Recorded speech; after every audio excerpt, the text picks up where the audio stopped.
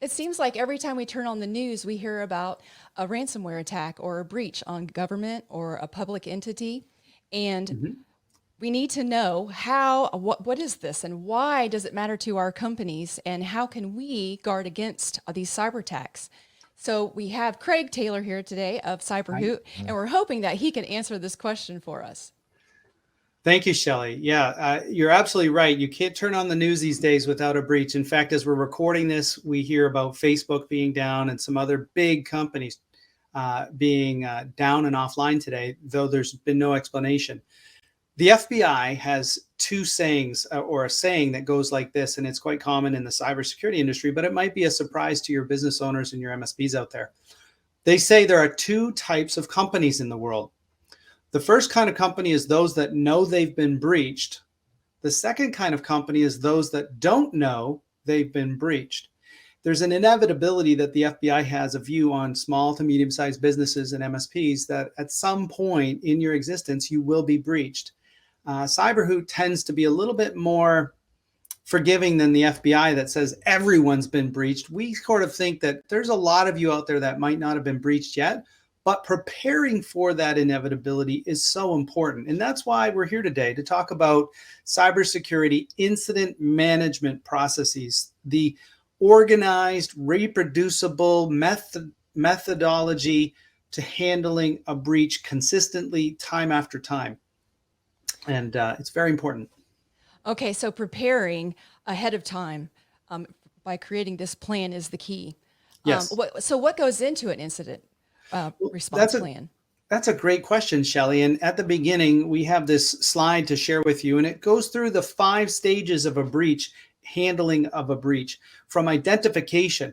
A lot of times, I've taken more false positive escalations on a potential breach in my lifetime than legitimate breaches. And so, identification is confirming that a breach has occurred and what extent the damages or possible potential issues are. That all happens in the very first phase of identification.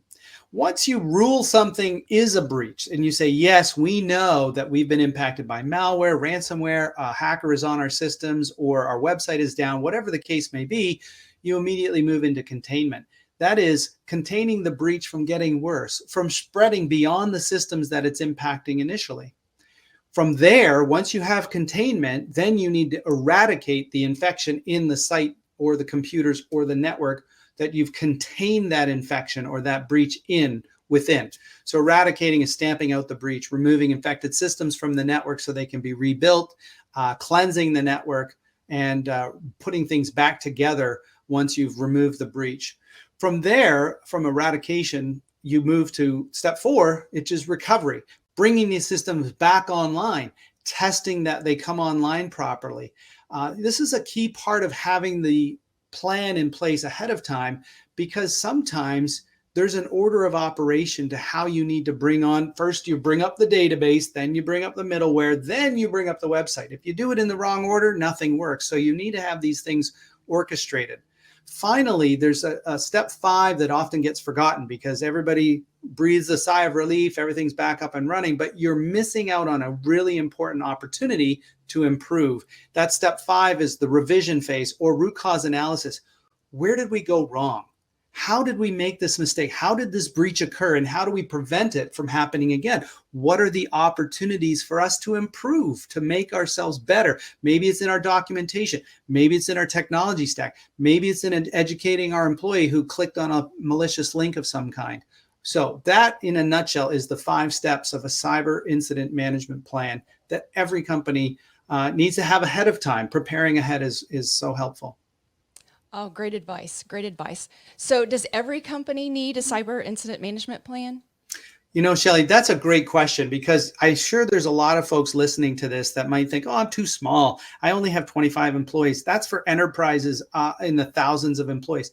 Well, did you know that the latest statistics from Verizon, they do a data breach report every year, and they claim in their data breach, and this is based on as many data points as they can get, thousands and thousands, that if you're an SMB or an MSP with 10 or 11 employees to 100, that you're 15 times more likely to be attacked successfully and breached than a larger company and a smaller company with fewer than 10 employees. So the answer to that question, Shelley, is 100% affirmative. You must have a cybersecurity incident management plan in place and tested and exercised so that you know how to react in the pressure of a security incident. You have the right people making decisions on, like, who has permission to take our website down, because we're actually still having customers visit us, but we need to take it offline to rebuild it because it's been compromised or defaced or what have you. So yes, every company needs it, especially MSPs, because they're dealing with breaches at many of their clients, and they need to be intelligent, thoughtful, and have a reproducible process each time they go through. Okay, so all MSPs and SMBs need a cybersecurity incident management plan, and they need to make sure it's tested and it's enacted before the inevitable breach happens. Yes, So exactly. can CyberHoot help companies with this? Actually, that's one of our sweet spots. Thanks for asking. We have a series of VCISOs, or virtual chief information security officers, and the templates that go with it to create your cybersecurity incident management plan. Nice. Using best practices out of NIST and experience and all of that. Yes, we're absolutely able to help companies with this.